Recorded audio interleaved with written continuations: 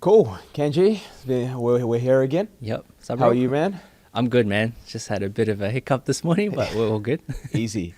All right, man. I wanted to bring us two into space and just see whatever comes out of us. Obviously, we've been in this game for such a long time. There's been so many eras for us where we've been front facing, PR, pushing, presence, experience, everything, coaching, accelerator. I think it'll be awesome to touch on a few core topics from self-development industry, online business, coaching, entrepreneurship, where presence is at.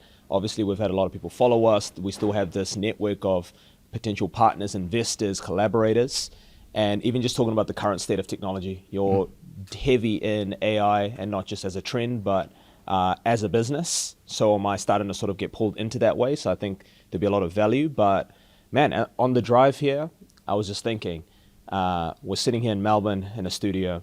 We've done this in Auckland. We've done business in GC. We've done it in Kuala Lumpur. We've done it in Dubai.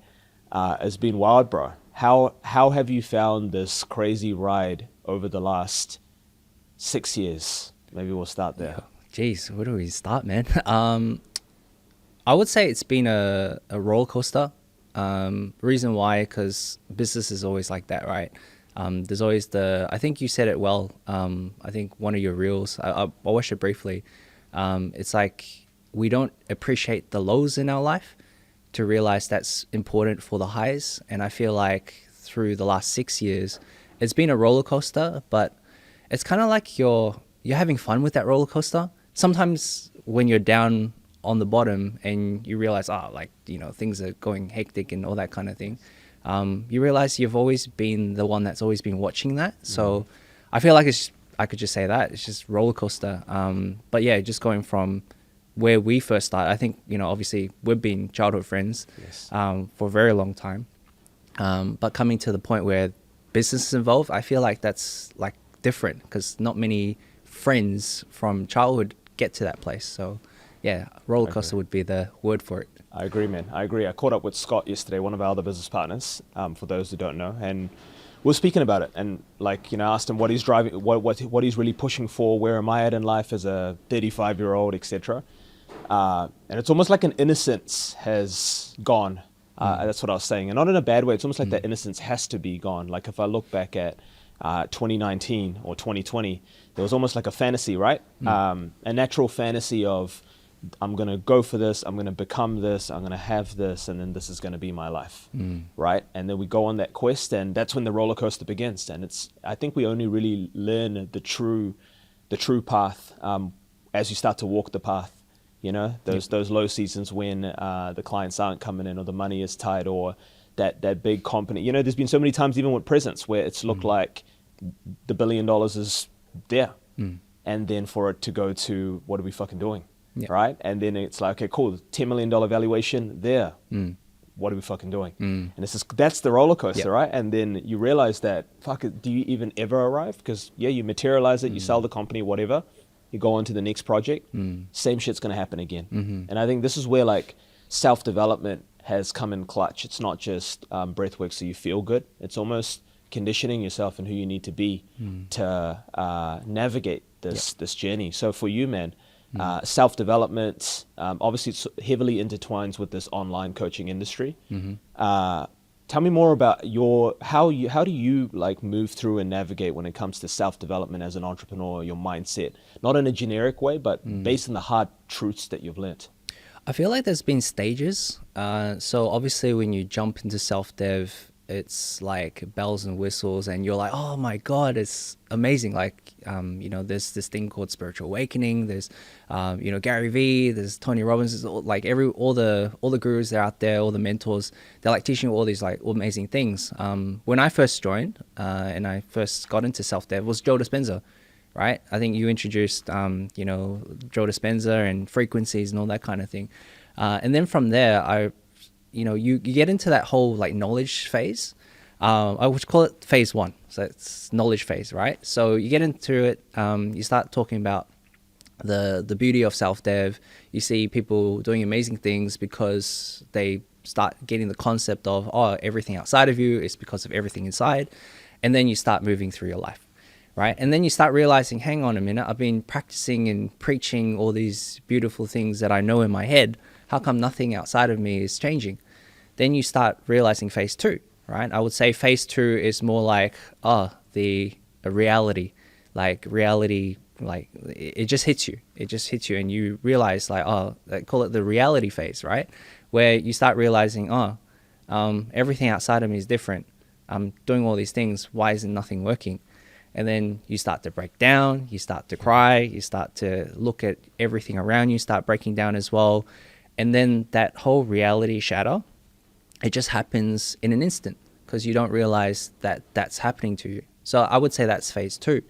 Phase three is then you realize actually you start to maybe even blame or even, point at people. So I would say that would be phase three of self-development, where you start to realize, this is happening to me and I'm blaming everything around me. Why is this happening? Why is this happening? Why isn't it happening? So that's like the blame phase or the externalization phase, right? And then you start realizing after that, it's like, hang on a minute. There's this like the peace that overcomes you, right? Because without darkness, there's no light. And without light, there's no darkness.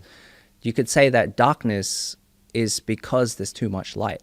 And that's what's happening. It's like you could say God, universe, whoever you believe in, has shined a light on your life and to realize all these different dark spots. And then you start realizing, this is happening because it's meant to be happening. And that's phase four. So phase four is you realize, hang on a minute, I'm not living my truth. I'm not living the example. And you start moving differently. You start integrating in your life. You start integrating in your business. You start integrating with the people that you work with. And I feel like that's the whole phase of self-development. You start realizing it was never anything outside of you, but it was always your own journey and your own realizations because you gave it to yourself. And obviously everyone's just a messenger of what you've given to you. Do you feel like, that being said, and the trajectory of where this is moving, it might be a weird question, but what do you feel is the next phase, and is there a next phase? So I feel like it's a cycle. I think either you or I think Dylan or someone shared it from Presence. It's like an upward spiral, yeah? It's like you get to the phase where you start realizing and you break down and you break out of that. And then you could say ascend and then you go to the next phase. But it's always like this constant upward spiral. Or you could say this, calibration or frequency, right? Because you're always like vibrating, right? It's the same thing. I don't feel like it will ever stop, but that phase is just your next realization or what's being meant to reveal to you. Well said. I think that's a good lens on even how I have come to approach being a coach. Yep. Because when you're in like stage 1 and 2 yourself, you think that you've got the thing, like Correct. that Joe Dispenza thing, this thing about frequencies, you've got it. And it's just a matter of time before your world just manifests, like out of thin air, right? And then everything is done, full stop. And then you want to sell that same sort of like pill to everybody, right? And we've been in that era too. And then you realize the truth of it. And when you realize it's a ever-going process that integrates with your life and there's cycles to it, coaching more evolves from like an outcome and a shortcut almost to like a holding of space and a navigation through the storm. So you end up walking alongside that person to help them navigate. Because that's the thing, right? Like even though these cycles keep cycling, how fast you navigate through the cycles can be compressed. That's what I've noticed. You don't have to stay in a... time collapses, right? That's it, collapsing time. Well said. Like you don't have to stay in the blame state for a year or fucking, 2 years, etc. It can be a month with the right person. And then what is the ROI of you navigating through that faster? It's not just always a dollar sign. Sometimes it's that big partnership. Sometimes it's that reorganization of your life in a healthy way, right?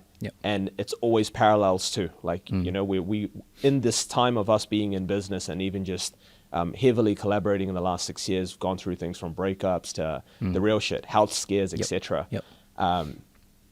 How have you become a better man in the last 5 to 6 years when you look at, obviously you've gone through breakups, you've gone through health scares, etc. Like, how is Kanji different now? Who is Kanji now? Good question. I would say with experience comes a lot of realizations, right? And I feel it's for anyone that listens to this, yeah, you start to notice that all the patterns that happen in your life are meant for you to grow to that next level. And I feel like that acceptance is what everyone needs and everyone should realize within their life, because I could easily compare myself to everyone else, right? And, for me, I'm a high achiever. I know you're a high achiever, Chent. But as high achievers, you start comparing yourself to other high achievers. They're doing like millions of dollars, billions of dollars, or like they're married, or they have a really awesome relationship, or their family's really good, or their health's really good. You start comparing. And then I've realized in the last 6 years that as long as I know that my path is my path, and whoever is meant to be in that path is meant to be there, and who's meant to not be there is not meant to be there, I feel like that acceptance is a beautiful way to move through life. Because if you don't get to that place, there's no inner peace, right? So you move and you're comparing and you're trying to put up images and all that kind of thing. And I feel like a coach and a mentor is really good to show you what's possible for you, because everyone's meant to have a desire. And desires are all valid. If you have a desire, it means that it's meant to be fulfilled in your life. So if you do have a desire to go for a raise, to go for $1 billion, to change the world, that's meant to happen. But there's so many different, you can call them shells that are around you to block you from achieving those desires. So I feel like if you get to a point in your life and you feel like, oh my God, this person's doing so much better than me, what am I doing here? Just come back and be like, hey, hang on a minute. Like, your path is beautiful. Like, just see the stuff that you've been through, all the shit that you've been through, all the things that you've achieved. And you start to realize, like, if you can nail that as something that you move through, as an example, you don't have that longing to put up an image, and you can just move through life, and pretty much you can get paid to be yourself, which I feel like that's what content creators and, coaches and mentors get to do. So that's what I would say. It's all your story, yeah? Exactly, your story. Man. It's funny, yeah, we read about other people's stories and biographies and whatnot, going like, wow, but you're living yours, Correct. And then we're not seeing it with the same pair of eyes. Yeah. Almost like yours isn't valuable or something. Yes. So, man, let's swerve this to entrepreneurship. Mm-hmm. Obviously, we've talked heavy about self-dev, and I feel like all of these things we're going to talk about is intertwined, and we can start getting into tech and whatnot. In your definition, with where you are right now, as a person, as an entrepreneur yourself, a man, a partner, etc., what is an entrepreneur? Jeez, how do we sum this one up, huh? Entrepreneurship. I would say, as an entrepreneur, I feel like you're a driver. And you could drive any vehicle. It could be a boring business. It could be you have an idea and you want to bring it out to the marketplace. It might be you are wanting to help, other entrepreneurs be successful. Maybe you want to create a venture capital firm and that happens, but you're a driver. I feel like as an entrepreneur, the primary definition of it is that you are driving something, an idea, a vision, a purpose, a mission.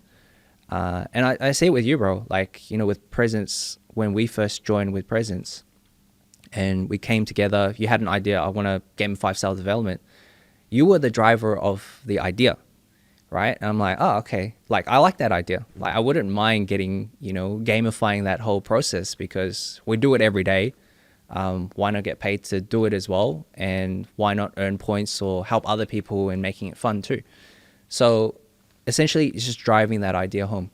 And I feel like some people are good drivers, some people are not so good. And you also have to choose the vehicle too, right? Some vehicles are creative vehicles where it hasn't been created just as yet.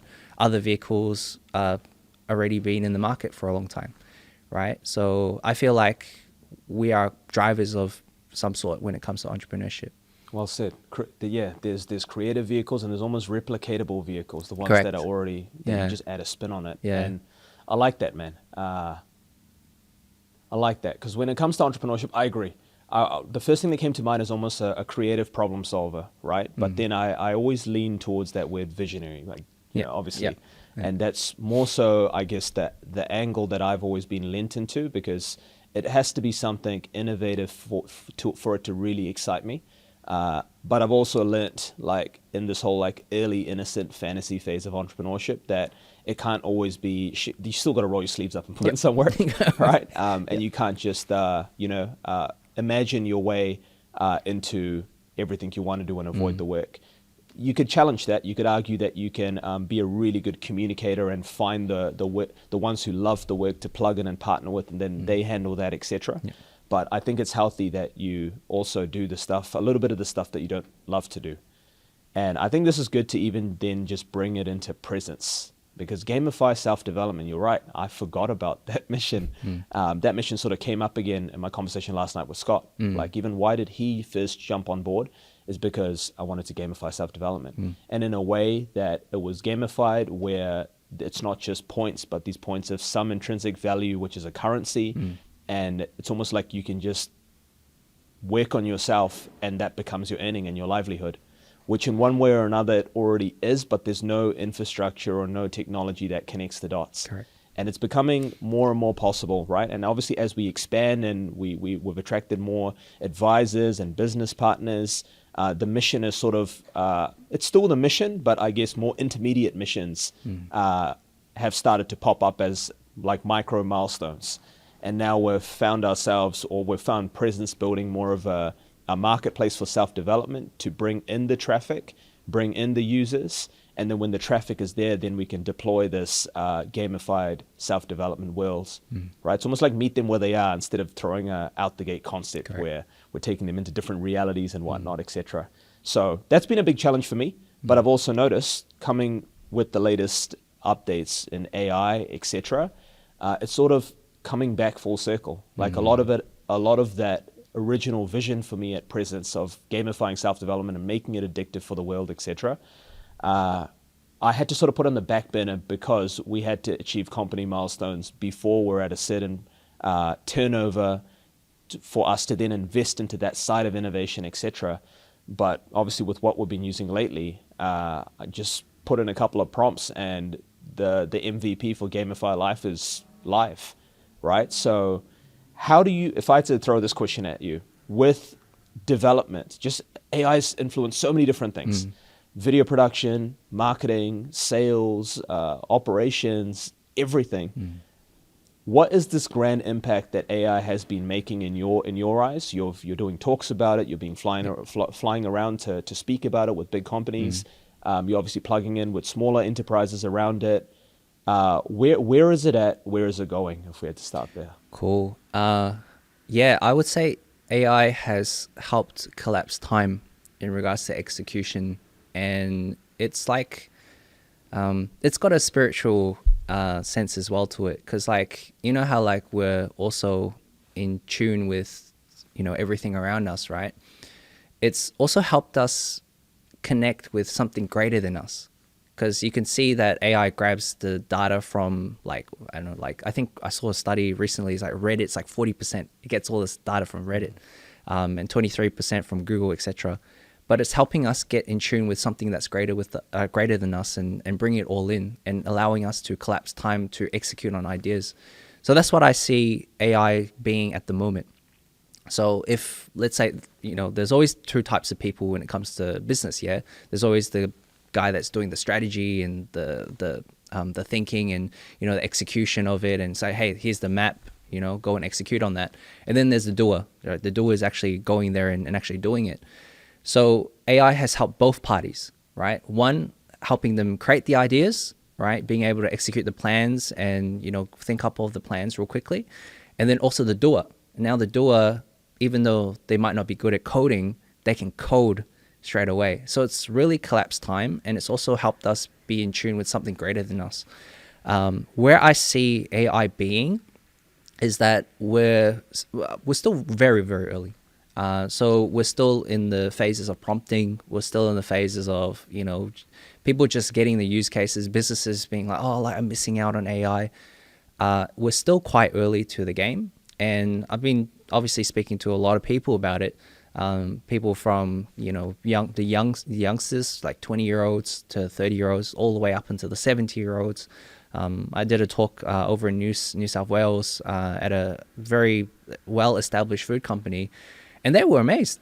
They were amazed that you can actually grab a sentence, put it into an engine, an AI engine, and from that AI engine, you get a video, right? So things like that, people are getting wowed by because that it is collapsing time. And I feel like, especially when it comes to building ideas, developing businesses, helping people grow, we're using technology now to collapse that time to get the executions out there, to get the MVPs out there, to get a visualization of what the product might be as well to investors. And I feel like it's a beautiful thing.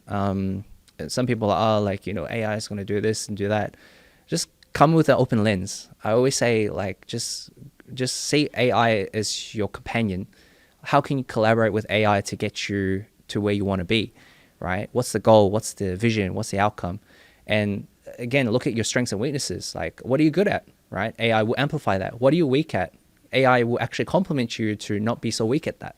So I see it as a beautiful companion where you can work and collaborate with it to get the outcomes you want. Well said, bro. I totally agree. And I always say with disruptive technologies or any technology, it's just about spending time with it.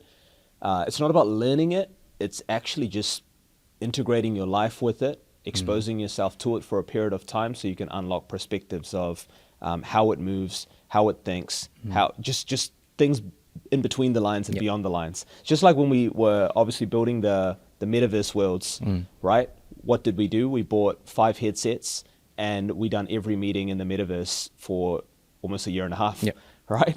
And just being in there, we are now subconsciously asking ourselves questions that we would have never asked ourselves. How are we feeling? Man, imagine if we could do this. Imagine if I could touch you and you could feel that. And then ironically, that was one of the upgrades where we could high five and we would have the haptic touch, right? So we became masters fast. And I noticed that with AI, like I hadn't really put a lot of time into it, and then just simply speaking to chat and then doing like, I don't know, maybe spending one like 4-hour stint and then another 5-hour stint on VO3, just understanding, okay, these are the extents of the prompt. I noticed that when there's more dynamic movement, accuracy of faces go down. Cool. So if I want an accurate face model, then I'm going to limit dynamic movement. Cool. So I'm learning these things as you use it and you play with it, right? And obviously us just rolling up our sleeves with a challenge going, cool, this is where presence in our startup is going. Can we recreate what we've spent a year and maybe, $300,000? Can we recreate that in a week? Let's set that as a mission for us. And then us doing that in a week to be like, holy shit, we can do that. And we also learn how this thing thinks now. Right? So for you, when it comes to which angle you're going to take AI, how you're going to play it, like how do you see for you the next 6 months right up until 2026? And then overall, how do you foresee 2026 as where AI is going to go, how you're going to play your cards, what people should be doing, etc.? Yeah, it's a very good question, because a lot of the time when we see AI, we're like, oh, like I can only do what I can do right now, right? But we don't look at future proofing and doing all that kind of thing. So I would say for me, in regards to AI, I really love being able to see it like a sandbox and being able to play with it. So obviously, I run a marketing agency, right? With a marketing agency, I've just been heavily integrating the automations that I've been creating for the agency and helping the businesses that I'm working with to do that, right? So there's that side.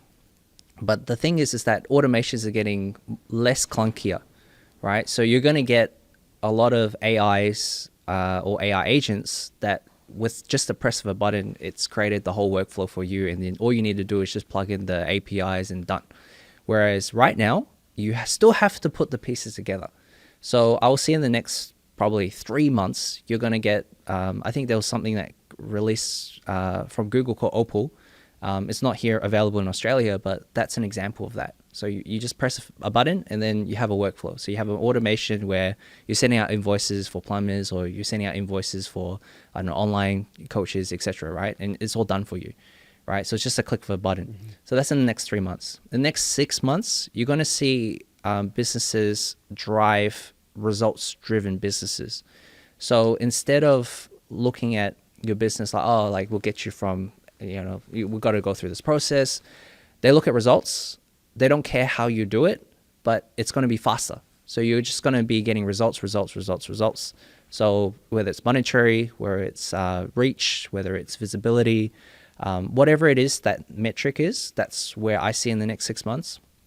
And the thing is, right now, you can probably see that online, there's a bit of a stigma in regards to AI content, right? You call it AI slop. Everyone calls it AI slop, right? So it's at the moment like people just doing, just spamming. You can say AI slop, but now you're gonna start seeing real people like, come out and be authentic. So I see in the next 6 months that, again, like this interaction will be very important, right? Being in front of people, talking to people, educating people, teaching people, coaching people, that's still going to be very much needed.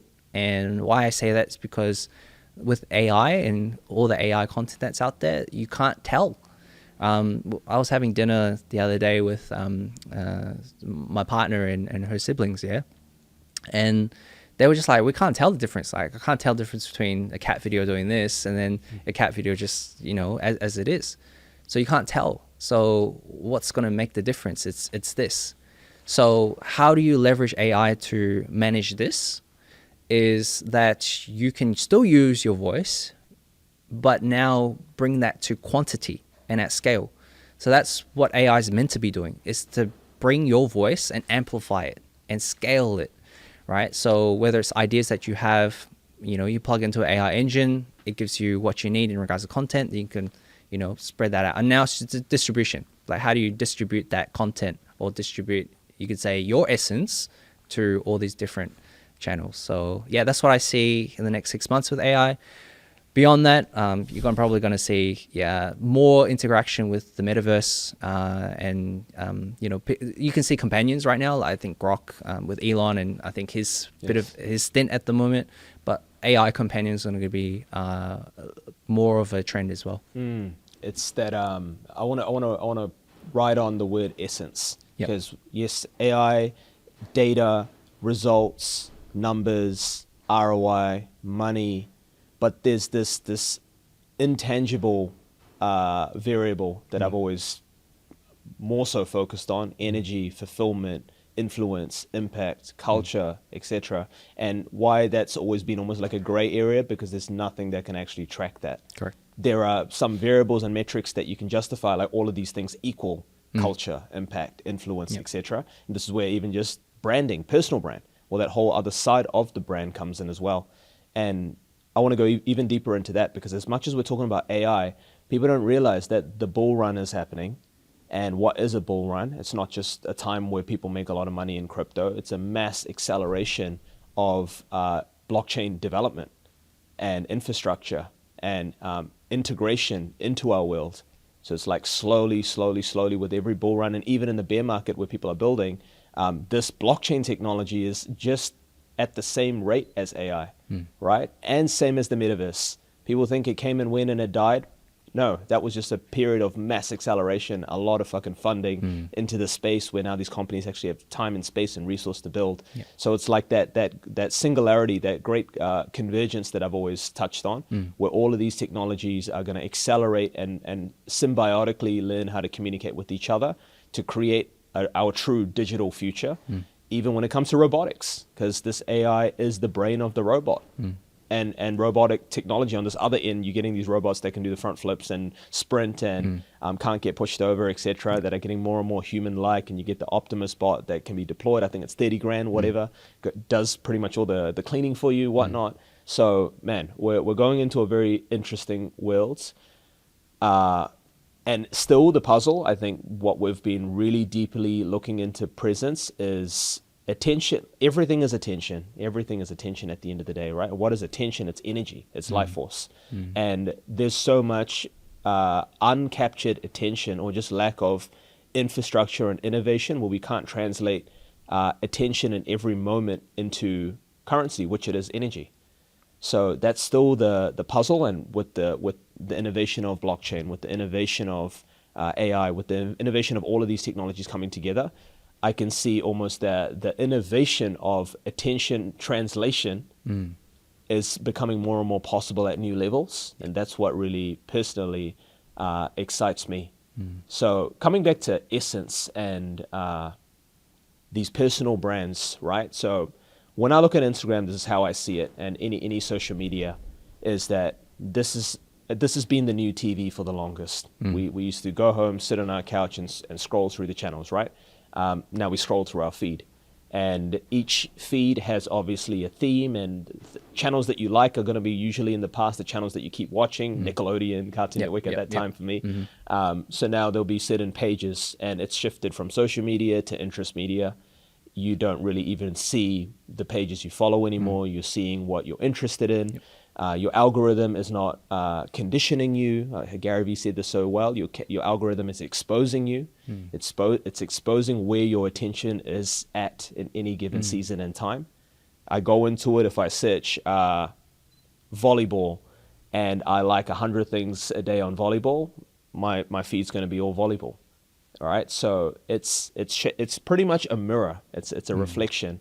And each of these pages, as a page owner, as a brand, whether we're professional or personal, we're running an economy. Like there's micro economies and there's macro economy, and that's where we have our offers and all of these things, right? In this whole landscape, aside from AI, the brand of Kanji Lo, how is your channel? How are you viewing things? Do you ever find yourself sometimes getting so lost in the actual theme and the topic that Kanji Lo takes a hit? I'm curious. Very good question, man. I love what you touched on about exposing attention, because when it comes to Kanji and exposing where the attention is for Kanji, I've noticed that people come and watch Kanji and they see like so many different things. So obviously they see the AI stuff, right? Everything to do with AI, all the tools are out there, all the different ways you could use prompting. They see one facet. Then they see the facet of him, you could say, inspiring, speaking, educating. There's that facet. And then there's also the agency work, right? And then that's that facet as well. That one, probably not so much, because I don't really share that much attention to that. But it's more like the doing, right? So when you look at attention and exposing attention, I feel like the personal brand of Kanji has really evolved, and I feel like there's so many different things, and I feel like with any personal brand, it's always got these myriads of, facets of who you are and, what you're good at, and, what you're here to inspire and what you're here to educate people on. I feel like that's always been a culmination of what Kanji has been. It's always changing. Like your identity can shift, right? And I feel like as a personal brand, I found myself to be, you could say, a voice of all these different topics. And it's beautiful because when you see it, it's like, is this like the end part? Like, I don't know what the end part will look like, but it's kind of cool because you see like, that's what people are spending their attention on is watching your stuff. That's where it is. So maybe a good question to ask the viewers is like, what are you sharing? Like, what is it that you're sharing and that people are exposing their attention on? Because that's also, again, energy, essence. And I feel like that energy and essence is lost when you use it for something else that's not you, right? And AI is beautiful because it can help amplify that part of you. And I feel like for me, it's helped me scale like content. Like I figured out a way to automate my content while I'm sleeping, right? Then I tested it out last night, and 6 pieces of content. I just slept and done it, and then away I woke up and all posted, right? So you can do it at scale now, but again, like, don't lose that essence, because that's what people are really investing in, right? They're investing in your business because of you. They're investing in what you stand for, right, because of you. They invest on the bigger mission because of you as well. So I feel like you can't lose that. And again, that also comes with many facets of who you are, but just coming down to the true essence is like, what is it that you actually share, like, truly? So that's what I would say.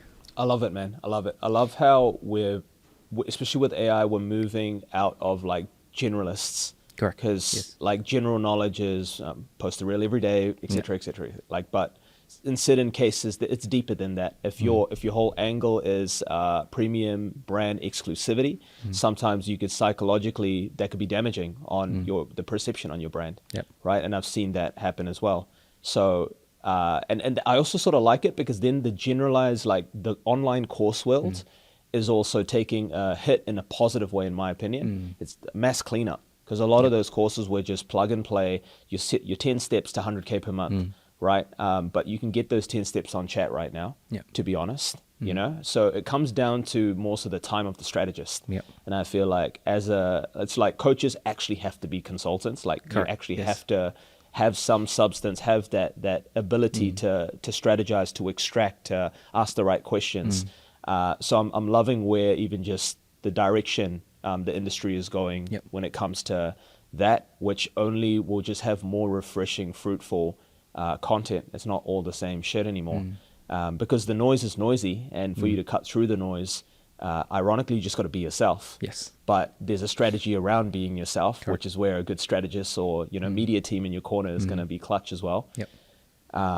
Man, coming back to presence, and then I reckon we'll just have an open flow. We'll throw questions at each other before we wrap up. Where do you see we are right now? Like, let's just say, okay, the last time we were quite loud would have been the previous sort of Future Blockchain Summit, end of 2023, the big push we were doing in Dubai, etc. Right, and we rode that. We had the working MVP live, where we can turn our attention into presence. We can go live on this. We can put a price tag on it. People can pay that token, etc. And then we started to notice this big question mark of traffic, right? And yes, we can do the conventional route of paid ads, etc. But there's a much more grander, smarter way, especially with the nature of the startup that we are, where instead of us just getting 100 clicks per day, there's a way to get 1 billion monthly views in a month, right? And that's been a strategy we've been playing accordingly. Where is presence at now for anyone that, let's just say, has been watching us on LinkedIn? Some of these faces we've met at all these different expos, they're watching, they're curious. Are you guys still doing this presence thing, etc.? Where is it at now? What's the focus? How would you? Yeah, I would beautifully summed up, man. I feel like as good as a business, before I'll preface this, like as good as a business may be, we have to build from a place of certainty. And why I say that is because you can have all the, the loud noises for your business. But if you don't come from a place of, like there's an actual plan, there's a strategy, there's a building, we're actually connecting two dots or a vision to something, it's gonna fall. So coming back to presence, I feel like we're in a place where we're building from a truer place. And why I say that is because we have a foundation now where we're really testing and we're really showcasing that traffic and monetization have to come together.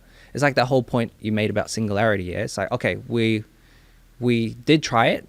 We had everything, we had the beautiful business models, etc., but we're missing traffic, right? So now we've come to a truer place. So the truer place is that we have monetization, we have traffic, and now the platform, you could say it's an attention broker, is bringing the two together. Right. So now we have a platform, and obviously at the moment we're working alongside niche pages. We're also putting ourselves out there again. I feel like it's a coming out. You could say we're now like, okay, from building from this truer place, we can now come out and say, hey guys, we're actually been able to figure out this puzzle.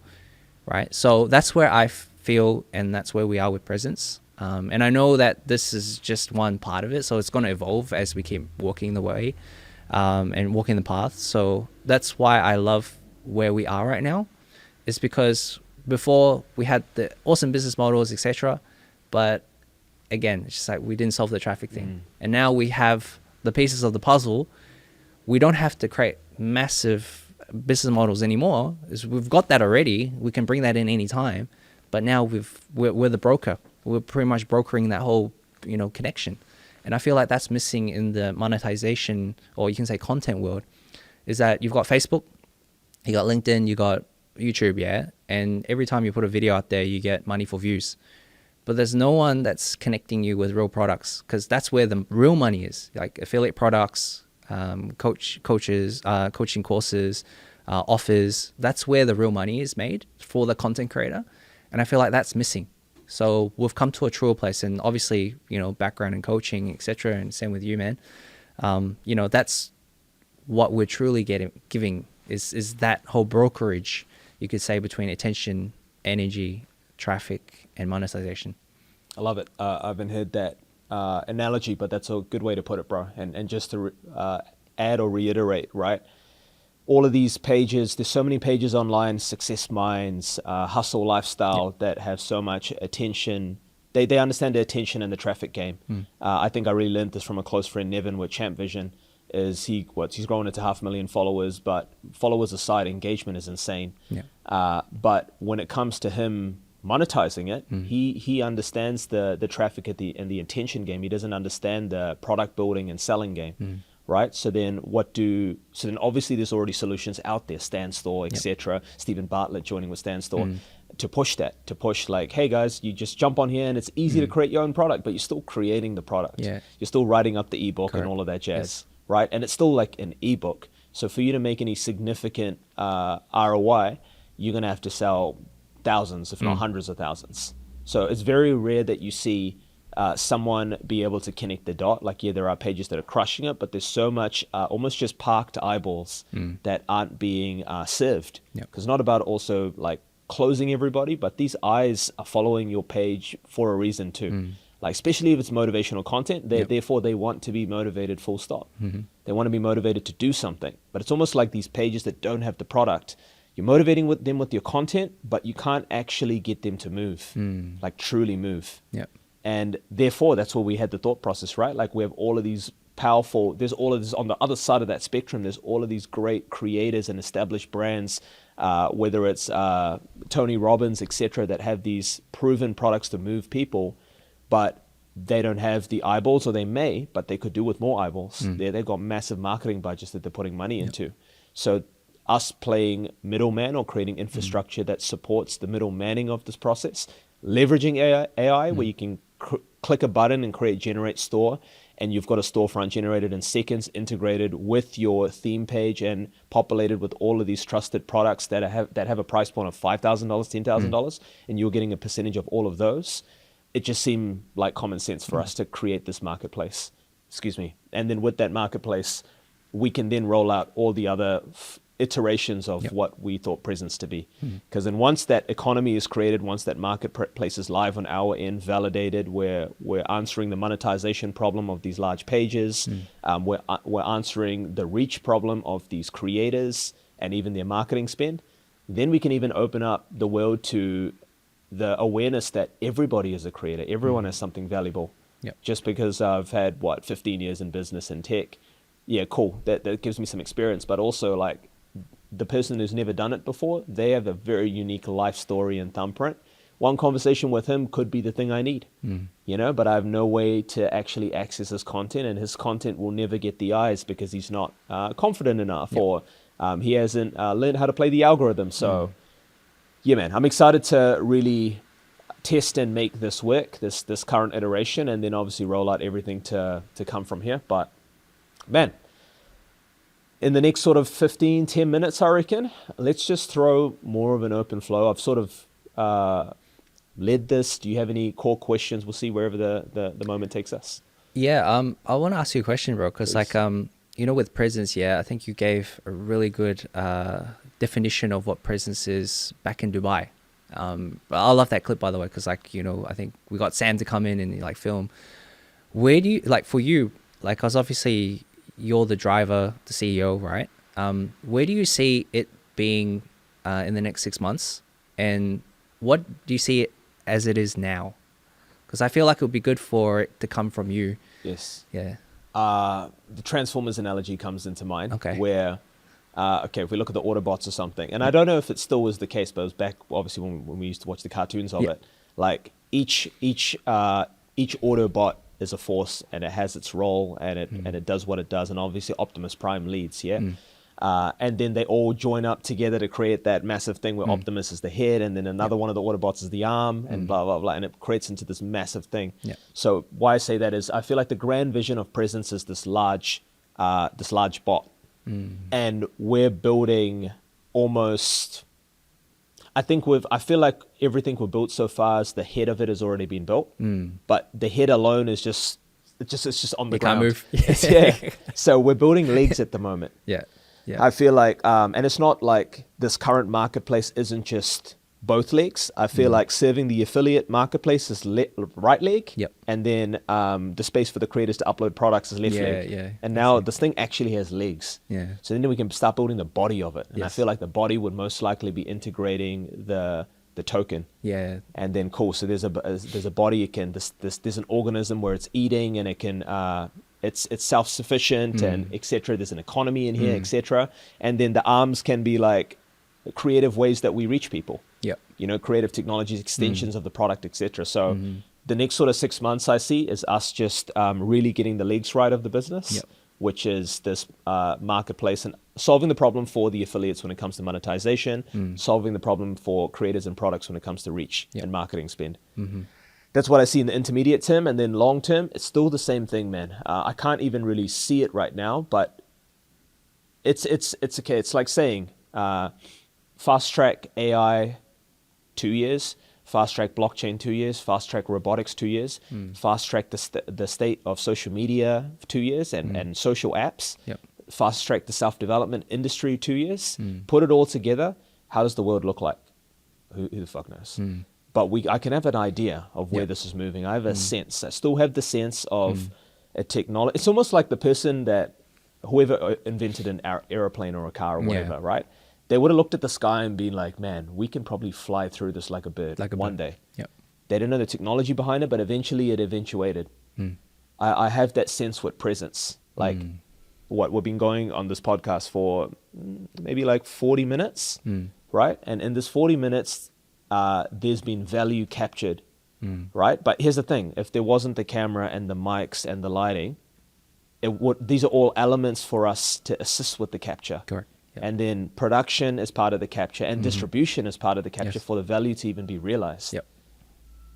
You're going to notice less and less is going to be needed for value to be realized with technology. Correct. It's all going to become more integrated, interoperable, etc. And there's going to be then platforms that either support that or enable that, etc.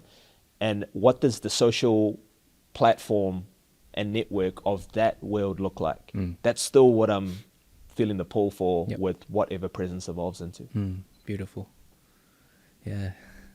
How about personal questions, man? Yeah, okay. We'll make it more personal. How about this? We'll play a game. Okay. You ask me any 2 to 3 questions. We'll go question for question. Yep. You go first. Okay. And then we'll do maybe about 4 questions and we'll... Yep. For you, man, how has it been juggling your personal life with business? Because like I feel like whoever's listening Extremely to this, difficult now. but like whoever's listening to this would find a lot of value from that, because obviously you're doing a lot of things, not just presence, but you've got your coaching as well, and then your personal life, because obviously you have a beautiful partner that you're with. How do you navigate that, man? Man, going through dramas as we speak about it, you know, and that's just the real shit. And like, man, like this last month of just not knowing, like, you'll go through stages of everything, just like in a business. Like, is this the business for me? Man, you go through, is this a relationship for me? You go through, is this the angle of my brand for me? Naturally, right? And in some of these periods as well, you end up questioning everything. Like, all things are questioned at once. And, you know, you struggle to get out of bed, crying a lot more. Like, and it's even like as a hyper entrepreneur, whatever, you sort of, it's very easy to build like a very strong avoidance tendency. Yeah. You know? So a lot of what this current and, you know, relationship over this past year has taught me is just feel your feelings. That's something I don't do. Like, I do in a self-development way that's almost convenient to me. It's very like interestingly avoidant, you know, tendencies in me that I never really saw. Yep. But then when you feel it, you get the feeling of all of it, like, you know, everything that's sort of been swept under the rug. It's like you pull that string and then the string keeps going. Yep. And the string starts turning into a rope. Yep. And the rope's on fire. And it just keeps going. right? But then it's this weird thing where it's like you also, something inside you is so happy that you're just actually feeling your feelings. Yeah. And it's no reason to stop. Like this little voice is like, bro, you can't afford to, blah, blah, Yeah. blah. Like, it's just going to fuck up your money, etc. But then it's like, fuck, what's the point? Like, it's Yeah. money. It's what- like a part of you is known, it's like it's meant to be like that. Exactly. Yeah, And yeah, it's yeah. almost like, finally, I can hear myself. Yes. I can feel myself. Yeah. And it's a process, man. Like, Yeah. definitely going through it. But it just, even just through going through it, it just changes how I see goals. It changes how I see my life. Yep. I'm not as hyper fixated on like getting to somewhere within X period of time, and if I don't, etc. Like for the first time, like I used to always say 5-year goals, like 5 years, penthouse, blah blah blah. Like this is shit I used to say when I was 20, right? And then you sort of achieve that, and then you're like, okay, cool, okay, jet, private jet, cool, Rolls Royce, blah blah blah. Like cool, you achieve that, and then you even goes into more of a nicer like, okay, family. Kids, cool, all right, cool. And then it's something flips if you go within and feel, I find, where it's like just more, what's the man I want to be in 5 years? Like, what's the habits, the mindset? Like, Yep. how do I want to feel about myself in 5 years? And then when that starts, that sort of just started to become the main shift for me now. And then there's still the little voice of like, yeah, but if I focus on that, then I won't achieve the things that I've set out to achieve. But then it's like, for who as well? Like, who are you achieving it for? Are you achieving it for the world? Yeah. Achieving it because there's almost like a expectation of like, oh, everybody's watching Chent. What's Chent going to do next? Chent, how's presence? Oh, Chent, you're crushing it. Sometimes you can almost get lost in your own online persona that you've built, you know? So, man, juggling is, so bringing it back around, juggling is very difficult, but it's necessary. I feel like if you're not juggling, you're not living. Yep. You're avoiding things, etc. And you almost can't be forced to face your shit. I feel like there has to almost just be certain things, certain mountains you got to climb for certain revelations to be unlocked. And then just keep following the pull. And the pull is always there, right? Yep. And as long as you know who you are and your morals and your character, like as long as man, you can never lose at the end of the day. Yep. Fuck, that's a deep question. How do I top that? Okay, I got one. What's this live on camera? What's something about Kanji you've never told the world, and you probably even don't even want to admit and say? What's like a Haven't told dark the secret world. now? Dark secret. Fuck, this is a good one. Because we work so hard. Sorry, we work Yeah. so hard to build up an image of ourselves. Correct. Yeah? But actually, there's also who we really are. And That's right. sometimes we think that if we say that, it's going to obscure the image of ourselves. But Yeah. that actually, it's liberation. Is what Yeah. I found. So what's a truth about yourself that people probably don't realize that you actually fucking really struggle with, maybe, or that's actually part of you?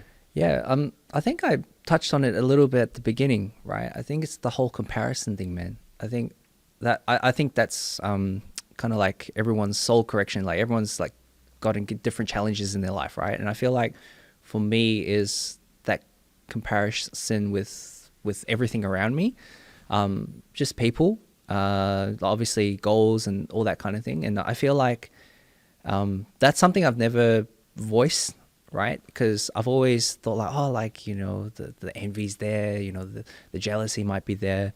But I feel like if I am able to express that now, it's not that I get rid of it, but it's just like I acknowledge that it's there.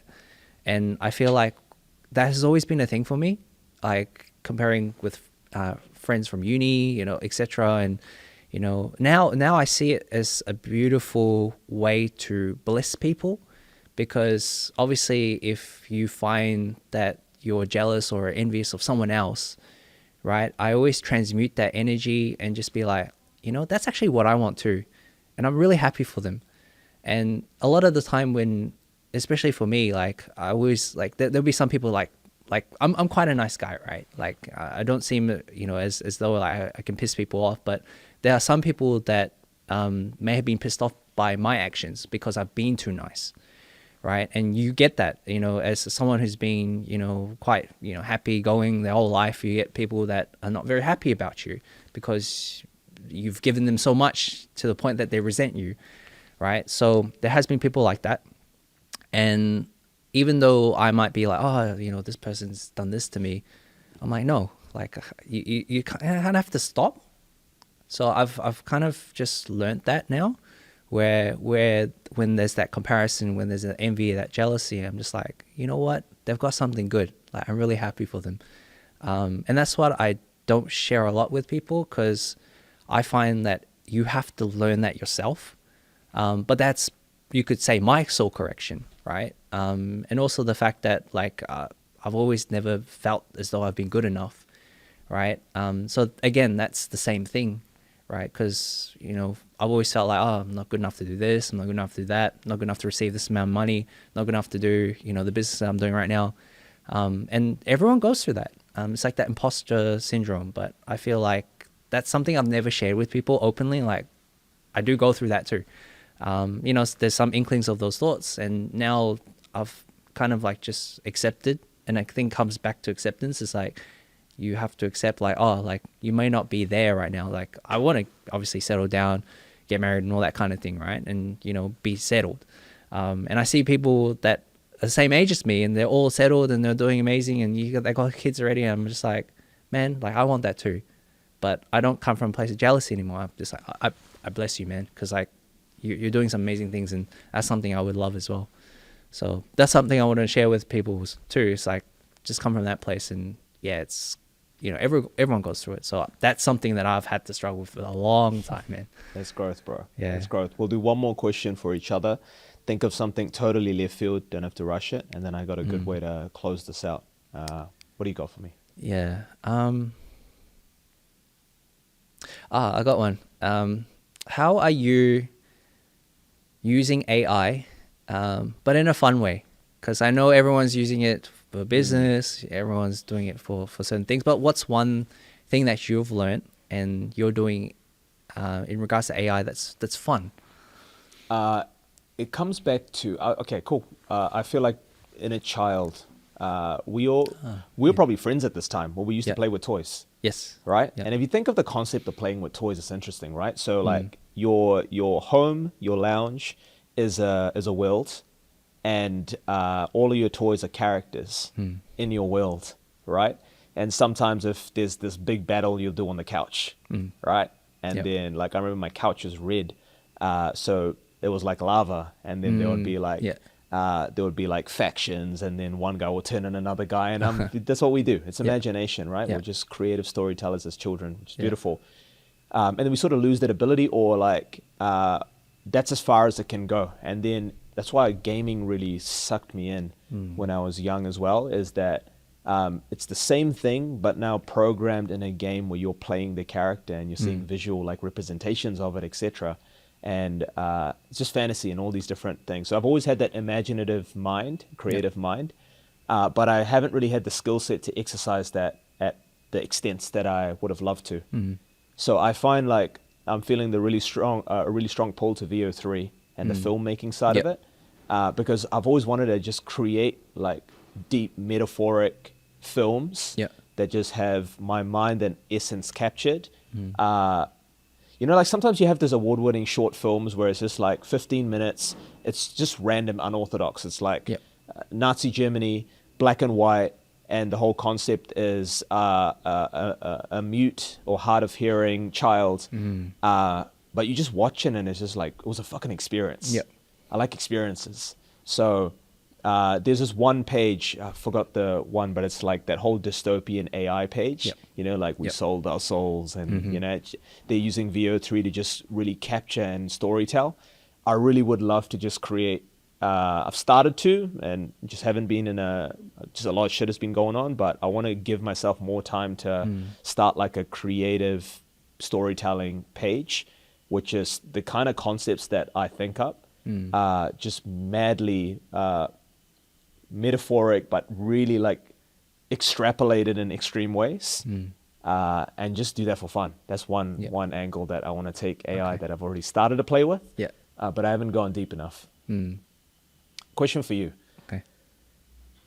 If you couldn't be in business and like not in tech or anything like that, and you just actually had to just join a career and work up a ladder, what would be the career and what would be the path? Ooh, this is juicy. I feel for me, it's quite interesting because we all have different skill sets. Yeah. I feel for me, it's being someone that builds. So it's either an electrician or a handyman, or yeah, just something along those careers. Because I've always found myself just being helpful to people, but also building at the same time.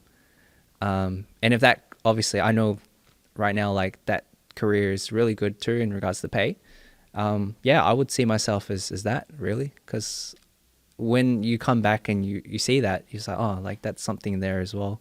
But then there's also the speaking side, right? So it's kind of interesting because like yourself, man, like I love inspiring people, but I always get that fun as well when I'm on stage, or get that fun when I'm being out there inspiring. So it'd probably be like an electrician, handyman, speaker, or something like that. I don't know. Electrician. Yeah, something along those lines, man. But yeah, that's what I would say. If there was a career like that, that's what I'd be doing. Yeah, I've been thinking about that. I would honestly do real estate. Yeah, real estate.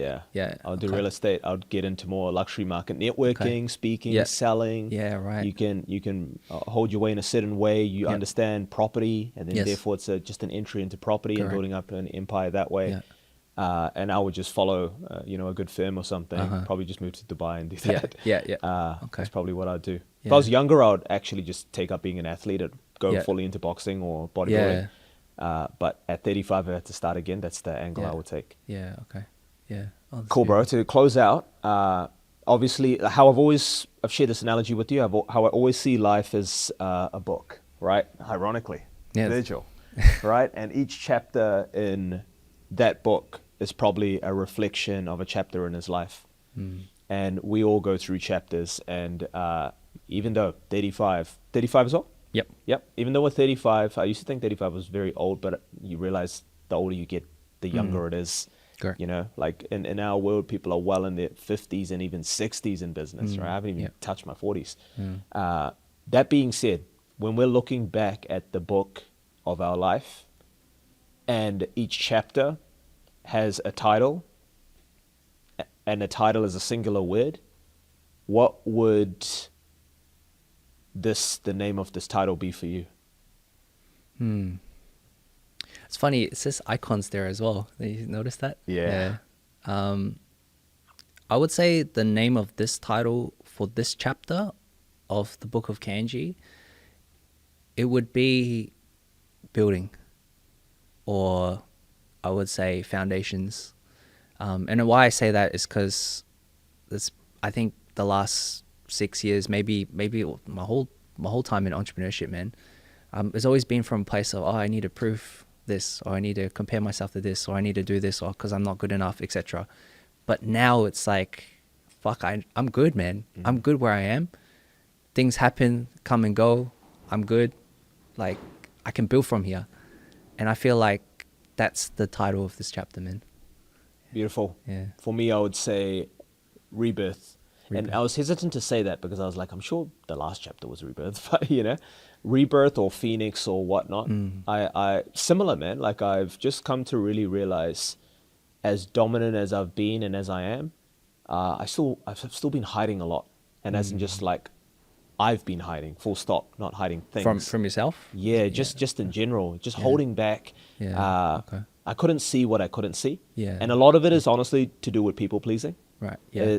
Pleasing the people closest to me. Yeah. And it's funny, right? Like, I always preach being yourself and unapologetic and knowing who you are, etc. But sometimes I can even see tendencies in me. I was probably saying that because that was the thing deepest on my mind that I needed to do for myself. Like, that was a message for me. Yeah. So I'm really starting to see what it looks like, or what it could look like. Just going all in on me and not doubting. Not doubting myself, but just not doubting my own message. Yeah. Like, as you say, like, you know how good you are. More so, like, I know who I am. Yes. Like, I know who I am. That's the exact feeling. Right. Yes. I don't have to doubt my character, my ability. It's like, it's almost like the universe or God is like, bro, how many times do I have to show you? Like, hey, when are you gonna get it? And it excites me, man, because like, as people might outside looking in see the shit that I do and like, fuck, you're crushing it. Like, honestly, I feel like this is only like 5% of what I can do, because I'm fucking around a lot of the time, and I have been. And only I know that, right? So I'm just excited to be born into who I really am, or who I've always been almost. Yep. That's beautiful, bro. Awesome, brother. Until next time, we'll see. If you had to throw out a random country that we're going to be in next doing a podcast, what do you reckon? I don't know, man. I feel like Dubai again. Dubai? I think Yeah. Dubai. I'm going to throw out Japan as well. Okay, Japan too. Yes, Yeah, yes. okay. Yeah, let's do Dubai again. Sooner than later. All right, brother. Pleasure. Okay. Pleasure, bro. Awesome. Thank you.